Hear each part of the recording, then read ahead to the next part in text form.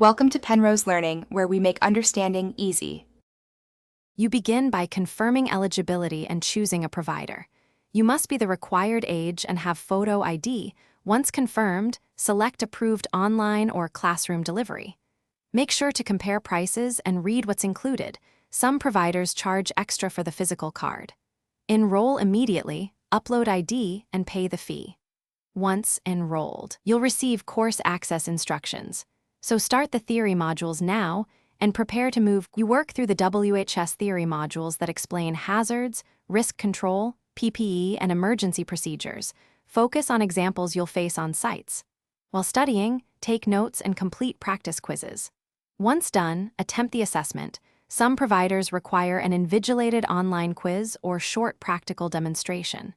Make sure to save completion certificates and screenshots. If a practical is needed, book promptly. Attendance windows can be limited, so schedule it while modules are fresh in your mind. You will receive either an electronic white card or a mailed physical card. Check that your name and date of birth are correct as soon as it arrives. If it's delayed or details are wrong, contact the training provider immediately and supply proof of completion and payment. If they don't respond, escalate to the regulator in your state. One key troubleshooting tip: keep all screenshots and emails.